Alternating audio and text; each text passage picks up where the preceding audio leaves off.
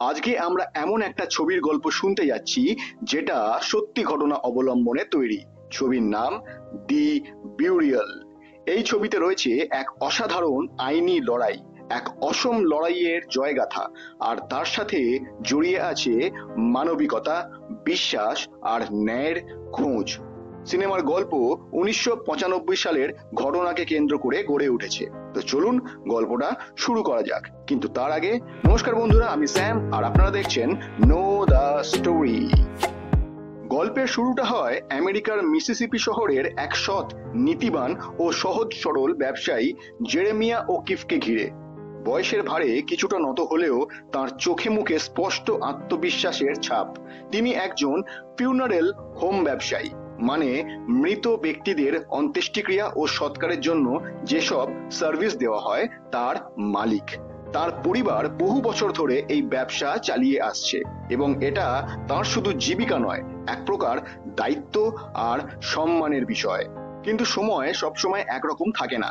জেরেমিয়ার ব্যবসা একসময় বেশ ভালো চললেও হঠাৎ করেই নানান কারণে অর্থনৈতিক চাপে পড়ে যায়। বীমার কিছু সমস্যা, আর্থিক ঋণ এবং ব্যবসায় ধস, সব মিলিয়ে পরিস্থিতি কঠিন হয়ে ওঠে। তিনি ভাবলেন ব্যবসার একটা অংশ বিক্রি করে দিলে হয়তো কিছুটা চাপ কমবে। তখনই তার পরিচয় হয় লোয়েন গ্রুপ নামের এক বিশাল কর্পোরেট প্রতিষ্ঠানের সাথে, যারা গোটা আমেরিকায় ছড়িয়ে থাকা ফিউনারেল হোমগুলি কিনে নিচ্ছে। জেরেমিয়া আশা করেন লোয়েন গ্রুপের সাথে চুক্তি করলে তার ব্যবসার ভবিষ্যৎ সুরক্ষিত থাকবে। তারা একটি মৌখিক ও আংশিক লিখিত চুক্তি করে, যেখানে বলা হয় লোয়েন জেরেমিয়ার ফিউনারেল হোম কিনে নেবে এবং কিছু নির্দিষ্ট সময়ের মধ্যে পেমেন্ট করবে। জেরেমিয়া তাদের বিশ্বাস করেন, কারণ তিনি নিজে সৎ এবং স্পষ্টবাদী মানুষ। ভাবেন অন্যরাও তেমনই হবে। কিন্তু গল্প এখানে মোড় নেয়। চুক্তি অনুযায়ী গড়িয়ে যায় সময়, কিন্তু লোয়েন গ্রুপ পেমেন্ট করে না। উপরন্তু তারা নানান অজুহাতে চুক্তির শর্তগুলো এড়িয়ে যেতে থাকে। জেরেমিয়া তখন বুঝতে পারেন শুধু টাকা নয়, তার সারা জীবনের পরিশ্রম, তার পারিবারিক উত্তরাধিকার সবকিছুই এখন হুমকির মুখে। এই দৃশ্যের শেষে জেরেমিয়া একা দাঁড়িয়ে থাকেন, মনের মধ্যে এক বিশাল দ্বিধা। তিনি কি আইনের সাহায্য নেবেন? তিনি কি লড়াই করবেন এক বিশাল কর্পোরেট দানবের বিরুদ্ধে? এখান থেকেই শুরু হয় এক সাধারণ মানুষের অসাধারণ লড়াই। জেরেমিয়া এখন গভীর দুশ্চিন্তায়। তিনি বুঝতে পারেন লোয়েন গ্রুপ চুক্তির শর্ত ভেঙে শুধু টাকা আটকে দেয়নি, তারা পরিকল্পনা করছে তার পুরো ব্যবসাটাকে গ্রাস করার। তিনি বারবার যোগাযোগ করেন, আইনজীবীদের দিয়ে চিঠিপত্র পাঠান, কিন্তু লোয়েন গ্রুপ শুধু সময় নষ্ট করে আর অজুহাত দেয়। একসময় তো তারা নিজেদের দায় অস্বীকার করেই বসে। জেরেমিয়ার কাছে এখন এটা শুধু ব্যবসার ব্যাপার নয়, এটা সম্মানের প্রশ্ন, ন্যায়ের প্রশ্ন। এই পর্যায়ে জেরেমিয়া সিদ্ধান্ত নেন তিনি চুপ করে বসে থাকবেন না। তিনি জানেন এই লড়াই সহজ হবে না। লোয়েন গ্রুপ হলো এক বিশাল বহুজাতিক কর্পোরেট সংস্থা, যার কাছে রয়েছে প্রচুর টাকা, নামি দামি আইনজীবীদের টিম আর রাজনৈতিক প্রভাব। একজন সাধারণ ব্যবসায়ী হিসেবে তিনি জানেন তাদের মোকাবিলা করা মানে একটা পাহাড় ঠেলবার মতো ব্যাপার। তবুও তিনি নিজের উপর বিশ্বাস রাখেন। জেরেমিয়া তখন খুঁজতে শুরু করেন এমন একজন আইনজীবী যিনি শুধু আইনের দিকটা বোঝেন না, বরং হৃদয়ের ভাষাও বোঝেন। যিনি কোর্টরুমে শুধু যুক্তি দিয়ে নয়, ন্যায়বোধ আর সাহস দিয়ে কথা বলেন। তার বর্তমান আইনজীবী তাকে পরামর্শ দেন একজন ব্যতিক্রমী অ্যাটর্নির কথা, উইলি ই ক্যারি, একজন কৃষ্ণাঙ্গ আইনজীবী যিনি সাধারণত বড় বড় কোম্পানির বিরুদ্ধে কেস নেন না, কারণ তার নিজের কেস লড়ার ধরন অনেকটা সিনেমার মতো, খুব ড্রামাটিক এবং আবেগঘন। জেরেমিয়া তখন ঠিক করেন তিনি নিজেই দেখা করবেন উইলির সঙ্গে। জেরেমিয়ার মুখে ছিল একটা কথা, যা দৃশ্যটা শেষ হতেই দর্শকদের মনে গেঁথে যায়, আমি জানি আমি ঠিক, কিন্তু ঠিক থাকলেই কি জয় পাওয়া যায়? এই প্রশ্নই তাকে এগিয়ে নিয়ে যায় সেই ব্যক্তির কাছে যে হয়তো কোর্টরুমে শুধু আইন নয়, গল্পও বলেন। উইলির প্রথম দৃশ্যটা খুবই স্মরণীয়। তিনি নিজেই প্রাইভেট জেটে করে আসেন, আর তার গলায় থাকে সোনার চেন, চোখে রোদ চশমা, হাতে চকচকে সুটকেস। দেখে বোঝাই যায় এই মানুষটা সাধারণ কেউ নন। তার উপস্থিতি নিজেই এক ধরনের ঘোষণা, কিন্তু বাহ্যিক চাকচিক্যের ভেতর লুকিয়ে আছে এক প্রবল আত্মবিশ্বাস আর কষ্টের ইতিহাস। উইলি বড় হয়েছেন দারিদ্র্যের মাঝে, কিন্তু নিজের মেধা, পরিশ্রম আর জেদ দিয়ে হয়ে উঠেছেন এক বড় লয়ার। তার জীবনের লড়াইটা ছিল বাস্তবের মাটিতে, তাই অন্যায়ের বিরুদ্ধে লড়াটা তার অভ্যাস। জেরেমিয়া প্রথমে একটু দ্বিধায় ছিলেন, এই মানুষটা কি সত্যি তার জন্য সঠিক, কারণ উইলির স্টাইল তার একেবারেই বিপরীত। কিন্তু উইলি যখন বলেন আমি টাকা দেখে কেস নিই না, আমি অন্যায় দেখে লড়ি, তখন জেরেমিয়া বোঝেন এই মানুষটি তার পক্ষে দাঁড়াতে পারবেন। উইলি প্রথমে কেসটা নিতে চাইছিলেন না, কারণ সাধারণত তিনি কনজিউমার রাইটস কেস করেন না। কিন্তু জেরেমিয়ার চোখে চোখ রেখে তিনি কিছু একটা বুঝে যান। একজন অসহায় মানুষ যখন নিজের জীবনের পরিশ্রমের প্রতিটি ইঞ্চি হারানোর আশঙ্কায় দাঁড়িয়ে থাকে, তখন তার কণ্ঠস্বরটা অন্যরকম হয়ে যায়। সেই সততা, সেই ব্যথা উইলি ফেলে রাখতে পারেন না। তিনি বলেন এই কেসটা শুধু ব্যবসার নয়, এটা এক সাধারণ মানুষের সম্মানের লড়াই, আমি লড়বো। উইলি এখন অফিসিয়ালি কেসটা হাতে নিয়েছেন।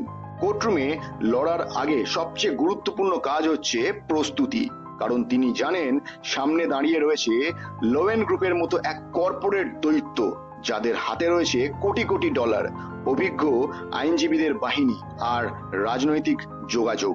এই লড়াইতে শুধু আইনের বই নয়, প্রয়োজন চাতুর্য, কৌশল আর তথ্য প্রমাণের পাহাড়। উইলি তার নিজস্ব টিম নিয়ে মাঠে নামে।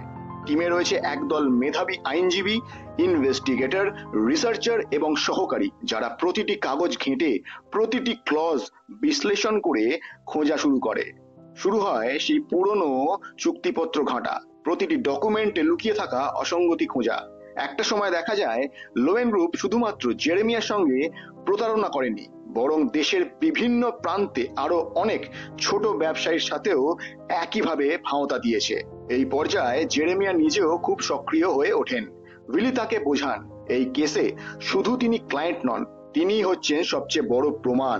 তাঁর স্মৃতি, চুক্তি করার সময়কার পরিস্থিতি, কথোপকথন সবকিছুই গুরুত্বপূর্ণ।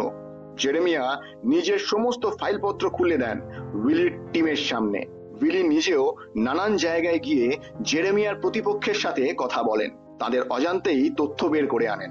কোর্টরুমের বাইরে তিনি একদম সাংবাদিকদের মতো অনুসন্ধান চালান, লোকজনকে জিজ্ঞেস করেন এবং লোয়েন গ্রুপের আসল চেহারাটা ফাঁস করার জন্য প্রস্তুত হন।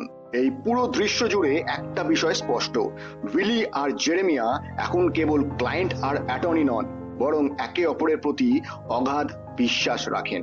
উইলি বলেন তুমি যখন সত্যের পক্ষে দাঁড়াও, তখন পুরো দুনিয়া হয়তো তোমার বিপক্ষে থাকবে, কিন্তু তোমার আত্মা থাকবে তোমার পাশে। এই লাইনটা গল্পে এক বিশেষ জায়গা তৈরি করে দেয়। লোয়েন গ্রুপ তখনও আত্মবিশ্বাসী, তারা ভাবে জেরেমিয়া হয়তো কোর্টরুম পর্যন্ত পৌঁছবে না। তারা একাধিকবার বাইরে থেকে সেটেলমেন্টের অফার পাঠায়, অর্থাৎ কিছু টাকা দিয়ে কেস মিটিয়ে নেওয়ার প্রস্তাব দেয়। কিন্তু উইলি স্পষ্ট জানিয়ে দেয় এই কেস শুধু টাকার নয়, এটা ন্যায়ের। উইলি প্রথম দিনেই বুঝিয়ে দেন তিনি এখানে কাউকে ভয় পেতে আসেননি। কোর্টরুমে ঢোকার সময় তার আত্মবিশ্বাস, ব্যক্তিত্ব আর তার বর্ণাঢ্য উপস্থিতি যেন কোর্টরুমের পরিবেশই পাল্টে দেয়। অপরদিকে লোয়েন গ্রুপের তরফে রয়েছেন এক অত্যন্ত ঠান্ডা মাথার অভিজ্ঞ কর্পোরেট আইনজীবী, যিনি উইলির আবেগময় স্টাইলকে তুচ্ছ বলে মনে করেন। আদালতের শুরুতেই উইলি এক বক্তব্য রাখেন যা কোর্টরুমে যেন বিদ্যুৎ ছড়িয়ে দেয়। তিনি বলেন আমার ক্লায়েন্ট শুধু একজন ব্যবসায়ী নন, তিনি একজন বাবা, একজন নাগরিক এবং একজন সত্যের সৈনিক। এই কোর্টরুমে আমরা শুধু টাকা চাই না, আমরা চাই সত্য প্রতিষ্ঠা হোক। কোর্টরুমে এরপর একে একে হাজির হতে থাকেন সাক্ষীরা। জেরেমিয়া নিজের অভিজ্ঞতা শেয়ার করেন, কিভাবে লোয়েন গ্রুপ প্রথমে চুক্তি করেছিল, তারপর প্রতিশ্রুতি ভেঙে দিয়েছিল। কোর্টরুমে বসা দর্শকদের চোখে জল চলে আসে যখন জেরেমিয়া বলেন আমি শুধু চাইছিলাম আমার পরিবারের উত্তরাধিকার রক্ষা করতে, কিন্তু ওরা আমার সম্মানটাই কিনে নিতে চেয়েছিল। উইলি অত্যন্ত কৌশলীভাবে প্রমাণ হাজির করতে থাকেন। সেই সব নথি দেখান যেখানে লোয়েন গ্রুপ অন্য ব্যবসায়ীদের সঙ্গেও একই রকম প্রতারণা করেছে। আদালতে যখন সেই প্রমাণগুলো দেখানো হয়, লোয়েন গ্রুপের প্রতিনিধি দল মুখ নাবিয়ে নেয়, তাদের আত্মবিশ্বাসে ভাঙন দেখা যায়। কোর্টরুমে উইলির কৌশল শুধু যুক্তি দিয়ে নয়, মানবিক দৃষ্টিভঙ্গিতে গড়ে তোলা। তিনি বারবার বলেন এটা শুধু জেরেমিয়ার গল্প নয়, এটা সেই প্রতিটি ছোট ব্যবসায়ীর গল্প যাদের গলা চেপে ধরেছিল একটা লোভী কর্পোরেশন। আদালতের চতুর্থ দিন, চারপাশের উত্তেজনা তুঙ্গে। দুই পক্ষের যুক্তি প্রমাণের লড়াইয়ে কোর্টরুম গরম হয়ে উঠেছে। সবাই ভাবছে এবার হয়তো দুই পক্ষ সমান তালে চলছে। কিন্তু ঠিক এই সময় ঘটে এক নাটকীয় মুহূর্ত যা পুরো মামলার গতিপথ বদলে দেয়। উইলি গ্যারি কোর্টরুমে দাঁড়িয়ে একের পর এক প্রমাণ তুলে ধরেছেন। তিনি জেনে গেছেন লোয়েন গ্রুপ শুধু জেরেমিয়ার সঙ্গে নয়, আরো অনেক ছোট ব্যবসায়ীর সঙ্গে একই ধরনের চুক্তি করে প্রতারণা করেছে। কিন্তু তার হাতে ছিল একটি বিশেষ গোপন নথি যা এই কেসের গেম চেঞ্জার হয়ে দাঁড়ায়। এই নথিটি ছিল লোয়েন গ্রুপের অভ্যন্তরীণ মেমো, যেখানে তাদের উচ্চপদস্থ কর্মকর্তারা পরিষ্কারভাবে লিখেছেন কিভাবে জেরেমিয়াকে আইনি জটিলতায় ফেলে ধীরে ধীরে তার ব্যবসা নিজেদের দখলে নেওয়া যায়। সেই চিঠিতে এমন শব্দ ব্যবহার করা হয়েছে যা কোর্টরুমে পড়ে শোনালে সবাই চমকে ওঠে। Drag him until he bleeds, crush the competition, destroy his credibility. এইরকম ভয়ঙ্কর শব্দগুলো একটা কর্পোরেট সংস্থার ভেতরের আসল চেহারা দেখিয়ে দেয়। উইলি যখন সেই কাগজ আদালতে তুলে ধরেন, কোর্টরুম নিস্তব্ধ হয়ে যায়। বিচারক চোখ কুঁচকে তাকান, দর্শকগণ বিস্মিত, আর লোয়েন গ্রুপের আইনজীবীদের মুখ থমথমে হয়ে যায়। তাদের যুক্তি তখন ধসে পড়ে, কারণ এটা আর শুধু জেরেমিয়ার কথা নয়, বরং প্রমাণিত হচ্ছে এই কর্পোরেট সংস্থা ইচ্ছাকৃতভাবে একটা সৎ ব্যবসায়ীকে ধ্বংস করতে চেয়েছিল। উইলি তখন গর্জে ওঠেন, এই লোকেরা শুধু জেরেমিয়ার ব্যবসা নয়, ওর মর্যাদা, ওর স্বপ্ন, এমনকি ওর বিশ্বাসটুকু নষ্ট করতে চেয়েছে। কিন্তু আজ এই কোর্টরুমে আমরা সেটা হতে দেব না। এই মুহূর্তে বিচারক ঘোষণা দেন যে এই প্রমাণ অত্যন্ত গুরুত্বপূর্ণ এবং মামলার রায় এর প্রভাব পড়বে। দর্শকেরা হালকা শ্বাস ফেলে, কারণ তারা এখন স্পষ্ট বুঝতে পারে সত্যের পক্ষে একটা বড় মোড় তৈরি হয়েছে। বহুদিন ধরে চলা এই আদালতের লড়াই অবশেষে এসে দাঁড়িয়েছে শেষ দিনে, ফাইনাল আর্গুমেন্ট ডে। পুরো কোর্টরুম মুখিয়ে আছে শুনতে কে কাকে ছাপিয়ে যায়। বিচারক তার জায়গায় বসে আছেন গম্ভীর চেহারায়। দর্শক আসন পূর্ণ, সংবাদ মাধ্যমের ক্যামেরা ঘোরাফেরা করছে এবং দুই পক্ষ প্রস্তুত তাদের শেষ বক্তব্য পেশ করতে। প্রথমে শুরু করেন লোয়েন গ্রুপের আইনজীবী। তিনি বলেন, জেরেমিয়া মূলত একজন ব্যবসায়ী এবং ব্যবসায় লাভ ক্ষতি তো থাকবেই। তিনি উইলির আবেগপূর্ণ ভাষণগুলোকে ড্রামাটিক ডিস্ট্রাকশন বলে দাবি করেন। তবে তার বক্তব্য অনেকটাই ঠান্ডা, কাঠখোট্টা এবং নিরুত্তাপ, যেন আদালতে দাঁড়িয়ে শুধুই নিয়ম মেনে কাজটা শেষ করে দিচ্ছেন। তারপর আসে সেই মুহূর্ত যার জন্য সবাই অপেক্ষা করছিল, উইলির শেষ সওয়াল। উইলি উঠে দাঁড়িয়ে কোর্টরুমের মাঝখানে আসেন, কয়েক মুহূর্ত চুপ করে থাকেন, যেন প্রতিটি চোখ, প্রতিটি মনকে নিজের সঙ্গে টেনে আনছেন। তারপর এক নরম কণ্ঠে বলেন, এই কেসের শুরুতে আমি একটা কথা বলেছিলাম, এটা কেবল ব্যবসার মামলা নয়, এটা একটা মানুষের মর্যাদার লড়াই। আজ আমি আপনাদের বলছি, জেরেমিয়া শুধু নিজের জন্য নয়, আপনাদের সবার জন্য লড়েছেন। কারণ যদি লোয়েন গ্রুপ এই অন্যায় করে পার পেয়ে যায়, তাহলে আগামীকালের শিকার হবেন আপনারা, আমরা, আমাদের ভবিষ্যৎ প্রজন্ম। তিনি কোর্টরুমে জোর গলায় বলেন, আমরা এখানে এসেছি অন্যায়ের বিরুদ্ধে দাঁড়াতে। এত আবেগ, এত স্পষ্টতা আর এত আত্মবিশ্বাস কোর্টরুমে কেউ কল্পনাও করেনি। তার বক্তব্য শেষ হলে পুরো কোর্টরুম স্তব্ধ হয়ে যায়, এক নিঃশব্দ সম্মান। এরপর আসে সেই মুহূর্ত যখন বিচারক রায় পড়া শুরু করেন। তিনি বলেন, প্রমাণ ও সাক্ষ্য যাচাই করে আদালত স্পষ্টভাবে বুঝতে পেরেছে জেরেমিয়ার সঙ্গে ইচ্ছাকৃত অন্যায় করা হয়েছে। আদালত রায় দেয়, লোয়েন গ্রুপকে $500 মিলিয়ন ক্ষতিপূরণ দিতে হবে জেরেমিয়াকে। জেরেমিয়া কিছুক্ষণ চুপ করে থাকেন, তার চোখে জল আসে, শুধু বলেন, থ্যাংক ইউ। রায় ঘোষণার পর কোর্টরুম ধীরে ধীরে ফাঁকা হয়ে আসে, কিন্তু এই মামলার প্রভাব কোর্টরুমের দেয়ালের বাইরে ছড়িয়ে পড়ে বহুদূর পর্যন্ত।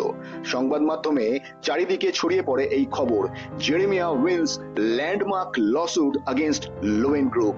টেলিভিশন, খবরের কাগজ এবং রেডিওতে শুধুই একটা নাম, উইলি ই গ্যারি, সেই মানুষ যিনি সত্যের পাশে দাঁড়িয়ে এক শক্তিশালী কর্পোরেট সাম্রাজ্যের বিরুদ্ধে জয় এনেছেন। জেরেমিয়া তার নিজের ছোট ব্যবসাটা আবারও গুছিয়ে নেন, তবে এবার তার পাশে শুধু টাকা বা চুক্তি নয়, আছে সম্মান আর অন্যায়ের বিরুদ্ধে মাথা উঁচু করে দাঁড়ানোর সাহস।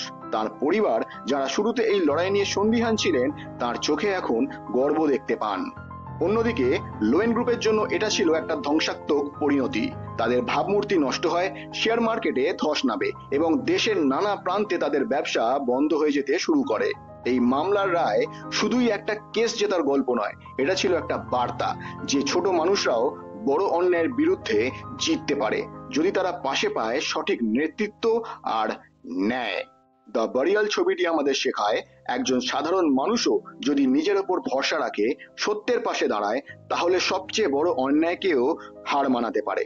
এই কাহিনী শুধু আদালতের জয়ের গল্প নয়, এটা হলো আত্মমর্যাদার, ভালোবাসার এবং বিশ্বাসের জয়। তো বন্ধুরা, কেমন লাগলো আজকের এই গল্পটি? যদি ভালো লেগে থাকে তাহলে কমেন্ট করে সেটা জানাতে একদম ভুলবেন না। আর আমাদের চ্যানেলটি লাইক, শেয়ার আর সাবস্ক্রাইব অবশ্যই করে নেবেন। খুব শিগগিরই আপনাদের সাথে দেখা হচ্ছে পরবর্তী ভিডিওতে। ভালো থাকবেন, সুস্থ থাকবেন। ধন্যবাদ।